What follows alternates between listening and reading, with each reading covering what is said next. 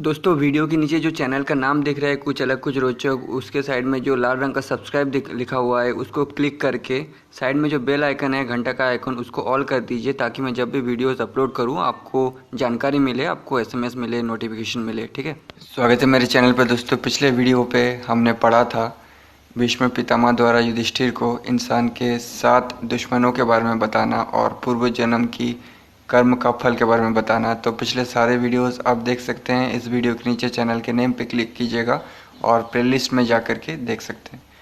उसके बाद आज के चैप्टर है भरद्वाज और भृगु के संवाद में जगत की उत्पत्ति का और विभिन्न तत्वों का वर्णन। युधिष्ठिर ने पूछा, पितामह, इस संपूर्ण स्थावर जंगम जगत की उत्पत्ति कहाँ से हुई है? प्रलय काल में यह किस में लीन होता है, ये मुझे बताइए।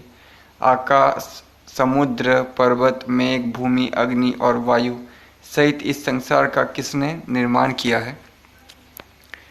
प्राणियों की सृष्टि किस प्रकार हुई? वर्णों का विभाग किस तरह किया गया? उनमें शौच और अशौच की व्यवस्था कैसे हुई तथा धर्म और अधर्म का विधान किस प्रकार किया गया? जीवित प्राणियों का जीवात्मा कैसा है? जो मर गए वे कहाँ चले जाते हैं? इस लोक से उस लोक में जाने का क्रम क्या है? ये सब बातें आप हमें बताइए। भीष्म जी बोले, राजन, विज्ञ पुरुष इस विषय में एक प्राचीन इतिहास का उदाहरण दिया करते हैं जिसमें भरद्वाज के प्रश्न करने पर भृगु के उपदेश का उल्लेख किया हुआ है। कैलाश पर्वत के शिखर पर अपने तेज से दैदीप्यमान होते हुए तेजस्वी भृगु को बैठा देख भरद्वाज मुनि ने पूछा, आकाश, समुद्र, पर्वत, मेघ, भूमि, अग्नि और वायु सहित इस संसार का किसने निर्माण किया है? प्राणियों की सृष्टि किस प्रकार हुई? वर्णों का विभाग किस तरह किया गया? उनमें शौच और अशौच की व्यवस्था कैसे हुई तथा धर्म और अधर्म का विधान किस प्रकार किया गया? जीवित प्राणियों का जीवात्मा कैसा है? जो मर गए वे कहाँ चले जाते हैं तथा ये लोक और परलोक कैसा है? ये सब बताने की कृपा करें। भरद्वाज मुनि की इस प्रकार अपना संशय पूछने पर ब्रह्मा जी के समान तेजस्वी ब्रह्मर्षि भगवान भृगु ने उन्हें सब कुछ बताया। भृगु बोले, ब्राह्मण, नारायण संपूर्ण जगत स्वरूप है, वही सबके अंतरात्मा और सनातन पुरुष हैं। वही कुटस्थ, अविनाशी, अव्यक्त, निर्लेप, सर्वव्यापी, प्रभु, प्रकृति से परे और इंद्रियातीत है। भृगु बोले, ब्राह्मण, भगवान नारायण संपूर्ण जगत स्वरूप है, वही सबके अंतरात्मा और सनातन पुरुष हैं। वही कुटस्थ, अविनाशी, अव्यक्त, निर्लेप, सर्वव्यापी, प्रभु, प्रकृति से परे और इंद्रियातीत है। उन भगवान नारायण के हृदय में जब सृष्टि विषयक संकल्प का उदय हुआ तो उन्होंने अपने 1000वें अंश से एक पुरुष को उत्पन्न किया। महर्षियों ने सर्वप्रथम जिसको इसी नाम से सुना था, जो मानस पुरुष के नाम से प्रसिद्ध है। पूर्व काल में उत्पन्न वो मानस देव अनादि, अनंत, अवेद्य, अजर और अमर है। उसी की अव्यक्त नाम से प्रसिद्धि है। यही वही शाश्वत, अक्षय और अविनाशी है। उससे उत्पन्न सब प्राणी जन्मते और मरते रहते हैं। उस स्वयंभू देव ने पहले समस्त बुद्धि की रचना की, फिर उस महत्व स्वरूप भगवान ने समस्त अहंकार की सृष्टि की। संपूर्ण भूतों को धारण करने वाले अहंकार स्वरूप भगवान ने शब्दतात्मात्र रूप आकाश को उत्पन्न किया। आकाश से जल और जल से अग्नि एवं वायु की उत्पत्ति हुई। अग्नि और वायु के संयोग से इस पृथ्वी का प्रादुर्भाव हुआ। उसके बाद उस स्वयंभू मानस देव ने पहले एक तेजोमय दिव्य कमल उत्पन्न किया। उसी कमल से वेदमय निधि रूप ब्रह्मा जी प्रकट हुए। वे अहंकार नाम से भी विख्यात हैं और समस्त भूतों के आत्मा तथा उन भूतों की सृष्टि करने वाले हैं। ये जो 5 महाभूत हैं, इनके रूप में महातेजस्वी ब्रह्मा ही प्रकट हुए हैं। पर्वत उनकी हड्डियां हैं, पृथ्वी तत्व उनका भेद और मांस है, समुद्र उनका रुधिर है और आकाश उदर है। यहाँ जो सृष्टि का क्रम बताया गया है वो श्रुति सम्मत क्रम से भिन्न है। श्रुति ने आकाश से वायु, वायु से अग्नि, अग्नि से जल और जल से पृथ्वी की उत्पत्ति का क्रम बताया है। और यहाँ पे भिन्न है, ये कह रहे हैं। वायु निश्वास है, अग्नि तेज है, नदियाँ नाड़ी है, सूर्य और चंद्रमा जिन्हें अग्नि और सोम भी कहते हैं ब्रह्मा जी के नेत्र के रूप में प्रसिद्ध है। आकाश का ऊपरी भाग उनका सिर है, पृथ्वी पैर है और दिशाएं भुजाएं हैं। वे अचिंत्य स्वरूप ब्रह्मा सिद्ध पुरुषों के लिए भी दुर्विज्ञ है, इसमें संशय नहीं है। वो स्वयंभू ही भगवान विष्णु हैं, जो अनंत नाम से प्रसिद्ध हैं। वही संपूर्ण भूतों के अंतःकरण में अंतर्यामी आत्मा के रूप में विद्यमान है। जिनका हृदय शुद्ध नहीं है, उनके लिए इनके स्वरूप को ठीक ठीक जानना बहुत कठिन है, इसीलिए कोई जान नहीं पाता है। वही संपूर्ण भूतों की उत्पत्ति के लिए प्राकृत अहंकार की सृष्टि करने वाले हैं।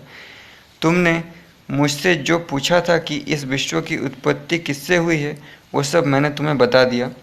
भरद्वाज ने पूछा, प्रभु आकाश, दिशा, पृथ्वी और वायु का कितना कितना परिमाण है, ये ठीक ठीक बताकर मेरा संशय दूर कीजिए। भृगु जी ने कहा, मुने, ये आकाश तो अनंत है, इसमें अनेकानेक सिद्ध और देवता निवास करते हैं। इसमें अनेक भिन्न भिन्न लोग भी स्थित हैं, यानी ग्रह। पृथ्वी के बाहर जो ग्रह होते हैं उन्हें लोक कहा करते थे उस समय।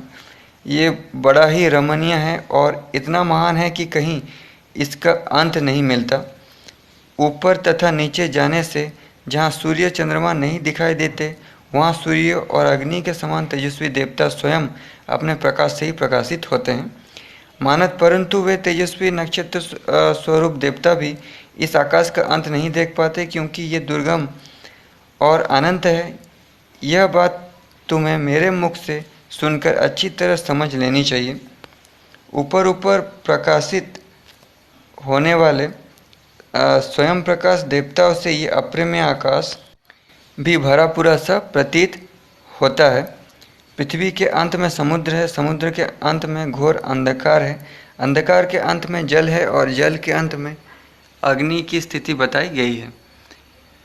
रसातल के अंत में जल है, जल के अंत में नागराज शेष है, उनके अंत में पुनः आकाश और आकाश के अंत भाग में पुनः जल है। इस प्रकार भगवान का आकाश का, जल का और अग्नि और वायु का भी अंत और परिमाण जानना देवताओं के लिए भी अत्यंत कठिन है। अग्नि, वायु, जल और पृथ्वी इनके रंग रूप आकाश से ही गृहीत होते हैं, अतः उससे भिन्न नहीं है। तत्वज्ञान न होने से ही उनमें भेद की प्रतीति होती है। ऋषियों ने विविध शास्त्रों में तीनों लोकों और समुद्र के विषय में तो कुछ निश्चित प्रमाण बताया भी है, परंतु जो सृष्टि से परे है और जहाँ तक इंद्रिय की पहुँच नहीं है, उस परमात्मा का परिमाण कोई कैसे बताएगा। आखिर इन सिद्धों और देवताओं का ज्ञान भी तो परिमित ही है। अतः परमात्मा मानसदेव अपने नाम के अनुरूप ही अनंत है। उनका सुप्रसिद्ध अनंत नाम उनके गुण के अनुसार ही है। जब उन परमात्मा का वो दिव्य रूप उनकी माया से कभी बहुत छोटा हो जाता है और कभी बहुत बढ़ जाता है, तब कोई उनसे भिन्न दूसरा उन्हीं के समान प्रतिभाशाली कौन है जो कि उस स्वरूप का यथार्थ परिमाण जान सके, अर्थात ऐसा कोई नहीं है। तदनंतर पूर्वक तक कमल से सर्वज्ञ, मूर्तिमान, प्रभावशाली, परम उत्तम तथा प्रथम प्रजापति धर्ममय ब्रह्मा का प्रादुर्भाव हुआ। भरद्वाज ने पूछा, प्रभु यदि ब्रह्मा जी कमल से प्रकट हुए तब तो कमल ही ज्येष्ठ प्रतीत होता है, परंतु आपने ब्रह्मा जी को पूर्वज बताया, अतः ये संदेह मेरे मन में बना ही रह गया। भृगु ने कहा, मुने, मानसदेव का जो स्वरूप बताया गया है वही ब्रह्म रूप में प्रकट है। उन्हीं ब्रह्मा जी के आसन के लिए इस पृथ्वी को ही पद्म यानी कमल कहते हैं। इस कमल की करनी का मेरु पर्वत है जो आकाश में बहुत ऊंचे तक गया है। उसी पर्वत के मध्य भाग में स्थित होकर जगदीश्वर ब्रह्मा संपूर्ण लोगों की सृष्टि करते हैं। नेक्स्ट चैप्टर, आकाश से अन्य 4 स्थूल भूतों की उत्पत्ति का वर्णन। भरद्वाज ने पूछा, द्विश्रेष्ठ, मेरु पर्वत के मध्य भाग में स्थित होकर ब्रह्मा जी नाना प्रकार की प्रजा सृष्टि कैसे करते हैं, ये मुझे बताइए। भृगु ने कहा, उन मानसदेव ने अपने मानसिक संकल्प से ही नाना प्रकार की प्रजा सृष्टि की है। उन्होंने प्राणियों की रक्षा के लिए सबसे पहले जल की सृष्टि की। वो जल समस्त प्राणियों का जीवन है, उसी से प्रजा की वृद्धि होती है। जल के ना मिलने से प्राणी नष्ट हो जाते हैं। उसी ने इस संपूर्ण जगत को व्याप्त कर रखा है। पृथ्वी, पर्वत, मेघ तथा अन्य जो मूर्तिमान वस्तुएं हैं, उन सबको जलमय समझना चाहिए, क्योंकि जल ने ही उन सबको स्थिर रखा है। भरद्वाज ने पूछा, भगवान, जल की उत्पत्ति कैसे हुई? अग्नि और वायु की सृष्टि किस प्रकार हुई? और पृथ्वी की भी रचना कैसे की गई? इस विषय में मुझे महान संदेह है।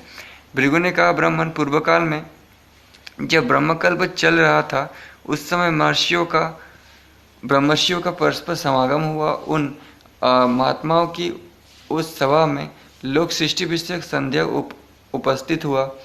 वे ब्रह्मर्षि भोजन छोड़कर वायु पीकर रहते हुए 100 दिव्य वर्षों तक ध्यान लगाकर मौन का आश्रय ले निश्चल भाव से बैठे रह गए। उस ध्यानावस्था में उन सब के कानों में ब्रह्ममयी वाणी सुनाई पड़ी। उस समय वहाँ आकाश से दिव्य सरस्वती प्रकट हुई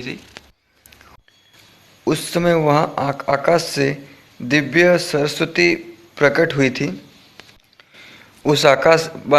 वो आकाशवाणी इस प्रकार है। पूर्व काल में अनंत आकाश पर्वत के समान निश्चल था। उसमें चंद्रमा, सूर्य अथवा वायु किसी के दर्शन नहीं होते थे। वो सोया हुआ सा जान पड़ता था। तदनंतर आकाश से जल की उत्पत्ति हुई, मानो अंधकार में ही दूसरा अंधकार प्रकट हुआ हो। उस जल प्रवाह से वायु का उत्थान हुआ। जैसे कोई छिद्र रहित पात्र निःशब्द सा लक्षित होता है, परंतु जब उसमें छिद्र करके जल भरा जाता है, तब वायु उसमें आवाज़ प्रकट कर देती है। इसी प्रकार जल से आकाश का सारा प्रांत ऐसा अवरुद्ध हो गया था कि उसमें कहीं थोड़ा सा भी अवकाश नहीं था।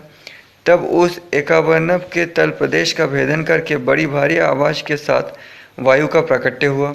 इस प्रकार समुद्र के जल समुदाय से प्रकट हुई यह वायु सर्वत्र विचरने लगी और आकाश के किसी भी स्थान में पहुंचकर वो शांत नहीं हुई। वायु और जल के उस संघर्ष से अत्यंत तेजोमय महाबली अग्निदेव का प्राकट्य हुआ, जिनकी लपटें ऊपर की ओर उठ रही थी। वो आग आकाश के सारे अंधकार को नष्ट करके प्रकट हुई थी। वायु का संयोग पाकर अग्नि जल को आकाश में उछालने लगी। फिर वही जल अग्नि और वायु के संयोग से घनीभूत हो गया। उसका जो वो गीलापन आकाश में गिरा, वही घनीभूत होकर पृथ्वी के रूप में परिणत हो गया।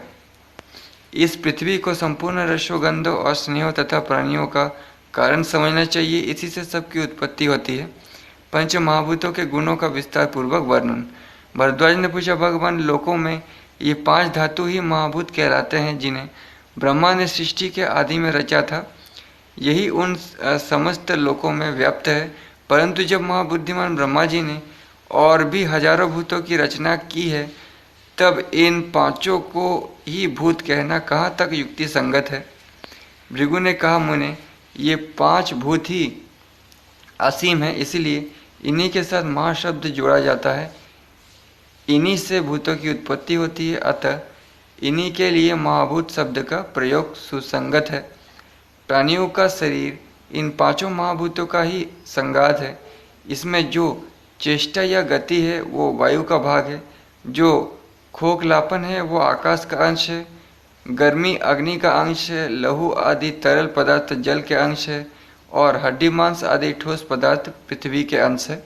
इस प्रकार सारा स्थावर जंगम जगत इन 5 भूतों से युक्त है। इन्हीं के सूक्ष्म अंश कान, नासिका, रचना, त्वचा और नेत्र इन 5 इंद्रियों के नाम से प्रसिद्ध है।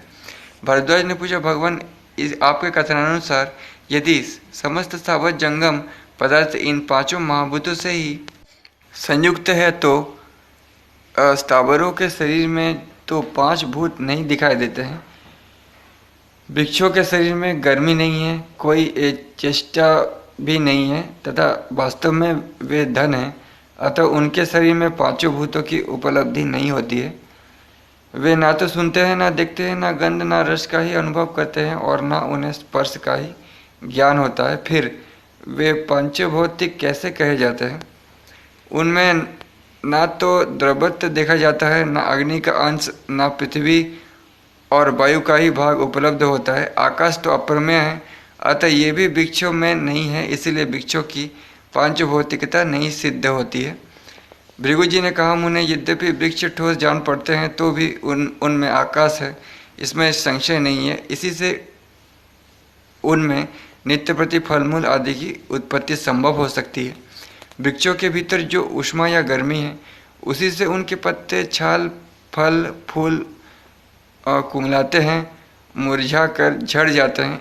इससे उनमें स्पर्श का होना भी सिद्ध होता है। यह भी देखा जाता है कि वायु, अग्नि और बिजली की कड़क आदि भीषण शब्द होने पर वृक्षों के फल मूल झड़कर गिर जाते हैं।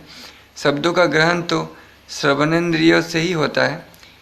इससे यह सिद्ध हुआ कि वृक्ष भी सुनते हैं। लता वृक्ष को चारों ओर से लपेट लेती है और उसके ऊपरी भाग तक चढ़ जाती है। बिना देखे किसी को अपने जाने का मार्ग नहीं मिल सकता। इससे सिद्ध होता है कि वृक्ष देखते भी हैं। पवित्र और अपवित्र गंध से तथा नाना प्रकार के धूपों की गंध से वृक्ष निरोग होकर फलने फूलने लग जाते हैं। इससे प्रमाणित होता है कि वृक्ष भी सूंघते हैं। वृक्ष अपने जड़ से जल पीते हैं और कोई रोग होने पर जड़ में औषधि डालकर उनकी चिकित्सा भी की जाती है। इससे सिद्ध होता है कि वृक्ष में रसनेन्द्रिय भी है। जैसे मनुष्य कमल की नाल मुंह में लगाकर उसके द्वारा ऊपर को जल सींचता है, उसी तरह वायु की सहायता से युक्त वृक्ष अपनी जड़ों द्वारा ऊपर की ओर पानी सींचता है। वृक्ष कट जाने पर उनमें नया अंकुर उत्पन्न हो जाता है और वे सुख दुख को ग्रहण करते हैं। इससे भी देखता हूँ कि वृक्ष में जीव भी हैं, वे अचेतन नहीं हैं। वृक्ष अपनी जड़ से जो जल सींचता है उसे उसके अंदर रहने वाली वायु और अग्नि पचाती है। आहार का परिपाक होने से वृक्ष में स्निग्धता आती है और वे बढ़ते हैं। समस्त जंगमों के शरीरों में भी 5 भूत रहते हैं, परंतु वहाँ उनके स्वरूप में भेद होता है। उन 5 भूतों के सहयोग से ही शरीर चेष्टाशील होता है। शरीर में त्वचा, मांस, हड्डी, मज्जा और स्नायु, इन 5 वस्तुओं का समुदाय पृथ्वी में है। तेज, क्रोध, नेत्र, ऊष्मा और जठरानल, ये 5 वस्तुएं देहधारियों के शरीर में अग्निमय हैं। कान, नासिका, मुख, हृदय और उदर प्राणियों के शरीर में ये 5 धातुमय खोखलापन आकाश से उत्पन्न हुए हैं। कफ, पित्त, श्वेत, चर्बी और रुधिर, ये प्राणियों के शरीर में रहने वाली 5 गीली वस्तुएं जल स्वरूप है। प्राण से प्राणी चलने फिरने का काम करता है। म्यान से व्यायाम करता है। अपान वायु उदर से नीचे की ओर जाती है। समान वायु हृदय में स्थित होती है। उदान से पुरुष उच्छ्वास लेता है। कंठ, तालु आदि स्थानों के भेद से शब्द और अक्षर का उच्चारण करता है। इस प्रकार ये 5 वायु के परिणाम हैं जो शरीरधारी को चेष्टाशील बनाते हैं। जीव भूमि से ही अर्थात घ्राणेन्द्रिय द्वारा गंध गुण का अनुभव करता है। जल संबंधी इंद्रिया रसना से शरीरधारी पुरुष रस का आस्वादन करता है। तेजोमय नेत्रों के द्वारा रूप का तथा वायु संबंधित त्वगिंद्रियों के द्वारा उससे स्पर्श का ज्ञान होता है। गंध, स्पर्श, रस, रूप और शब्द ये पृथ्वी के गुण माने गए हैं। इनमें से प्रधान गंध के गुणों का मैं विस्तार पूर्वक वर्णन करता हूँ। अनुकूल, प्रतिकूल, मधुर, कटु, निर्हारी अर्थात दूर से आने वाली तेज गंध मिश्रित, स्निग्ध, रुक्ष और विशद, ये गंध के 9 भेद जानने चाहिए। इस प्रकार पार्थिव गंध का विस्तार बताया गया। मनुष्य दोनों तेज नेत्रों से रूप को देखता है और त्वगिंद्रियों से स्पर्श का अनुभव करता है। शब्द, स्पर्श, रूप और रस ये जल के गुण माने गए हैं। उनमें प्रधान गुण रस है। उसकी जानकारी के लिए अब मैं उसके भेदों का वर्णन करता हूँ। उनके भेदों का वर्णन करता हूँ, सुनो। तुम मुझसे, मेरे मुँह से सुनो। उदर चिट्टा महर्षियों ने रस के अनेक भेद बताए हैं। मधुर, लवण, तिक्त, कषाय, अम्ल और कटु, यानी टेस्ट के अनेक भेद। इन 6 रूपों में विस्तार को प्राप्त हुआ रस जलमय माना गया है। शब्द, स्पर्श और रूप ये तीन अग्नि के तीन गुण बताए जाते हैं। ज्योतिर्मय नेत्र रूप को देखते हैं। अग्नि के प्रधान गुण रूप को भी अनेक प्रकार का माना गया है। ह्रस्व, दीर्घ, स्थूल, चकोर और सब ओर से गोल, सफ़ेद, काला, लाल, पीला और आकाश की भांति नीला, कठिन, चिक्कन, अल्प, पिंगल, मृदुन और दारुण। इस प्रकार ज्योतिर्मय रूप नामक गुण 16 भेदों में विस्तार को प्राप्त हुआ है। वायु के दो गुण जानने चाहिए, शब्द और स्पर्श। वायु का प्रमुख गुण स्पर्श ही है, जिसके अनेक भेद माने गए हैं। उष्ण, शीत, सुख, दुख, स्निग्ध, विशद, खर, मृदु, रुक्ष, हल्का, भारी और अधिक भारी। इस प्रकार वायु संबंधी स्पर्श गुण के 12 भेद कहे जाते हैं। आकाश का एकमात्र गुण शब्द ही माना गया है। उस शब्द गुण का अनेक भेदों में जो विस्तार हुआ है उसका वर्णन करता हूँ। षडज, विषभ, गांधार, मध्यम, पंचम, दैवत और निषाद, ये आकाश जनित शब्द गुण के 7 भेद बताए गए हैं, जिन्हें जानना चाहिए। अपने व्यापक स्वरूप से तो शब्द सर्वत्र है, किंतु नगाड़े आदि में इसकी विशेष रूप से अभिव्यक्ति होती है। मृदंग, भैरी, शंख, मेघ और रथ की गड़गड़ाहट आदि में जो कुछ शब्द सुना जाता है और जड़ या चेतन का जो कुछ भी शब्द श्रवण गोचर होता है, वो सब इन 7 भेदों के ही अंतर्गत बताया गया है। इस प्रकार आकाश जनित शब्द के अनेक भेद हैं। वायु संबंधित गुणों के साथ ही आकाश जनित शब्द होता है, ऐसा विद्वान पुरुष कहते हैं। जब वायु संबंधित गुण व्यतीत न होकर शब्द के साथ रहता है, तब मनुष्य शब्द को सुनता और समझता है, किंतु जब वायु संबंध गुण दीवार अथवा प्रतिकूल वायु के व्यतीत होकर विषम अवस्था में स्थित हो जाते हैं, तब शब्द का ग्रहण नहीं होता है। वे शब्द आदि के उत्पादक धातुओं इन 5 भूतों द्वारा ही पोषित होते हैं। जल, अग्नि और वायु ये 3 तत्व सदा देहधारियों में जागृत रहते हैं। यही शरीर के मूल है और प्राणों में ओतप्रोत होकर शरीर में स्थित रहते हैं। नेक्स्ट चैप्टर, शरीर के भीतर जठरानल तथा प्राण, अपान आदि वायु की स्थिति आदि का वर्णन। भरद्वाज ने पूछा, प्रभु, शरीर के भीतर रहने वाली अग्नि पार्थिव धातु यानी खाना पचाने का जो अग्नि है, वो उसका आश्रय लेकर कैसे रहती है धातु, और वायु भी उसी पार्थिव धातु का आश्रय लेकर अवकाश विशेष के द्वारा देह को कैसे चेष्टाशील बनाती है। भृगु ने कहा, ब्राह्मण, निष्पाप महर्षि, मैं तुमसे वायु की गति का वर्णन करता हूँ। प्रबल वायु प्राणियों के शरीरों को किस प्रकार चेष्टाशील बनाती हैं, ये बताता हूँ। आत्मा मस्तक के रद्र स्थान में स्थित होकर संपूर्ण शरीर की रक्षा करता है और प्राण, मस्तक तथा अग्नि दोनों में स्थित होकर शरीर को चेष्टाशील बनाता है। वो प्राण से संयुक्त आत्मा ही जीव है, वही संपूर्ण भूतों का आत्मा सनातन पुरुष है, वही मन, बुद्धि, अहंकार, 5 भूत और विषय रूप हो रहा है। इस प्रकार जीवात्माओं से संयुक्त हुए प्राण के द्वारा शरीर के भीतर के समस्त विभाग और इंद्रिय आदि सारे बाह्य अंग परिचालित होते हैं। तत्पश्चात समान वायु के रूप में परिणत हो प्राण ही अपनी अपनी गति के आश्रित शरीर का संचालक होता है। अपान वायु जठरानल, मूत्राशय और गुदा का आश्रय ले मल और मूत्र को निकालता हुआ ऊपर से नीचे को घूमता रहता है। तो शरीर किस तरह से काम करता है, ये प्राचीन लोग कैसे बताया करते थे, वही बता रहे हैं। जिस एक ही वायु की प्रयत्न, कर्म और बल तीनों में प्रवृत्ति होती है, उसे आध्यात्म तत्वों के जानने वाले पुरुषों ने उदार कहा है।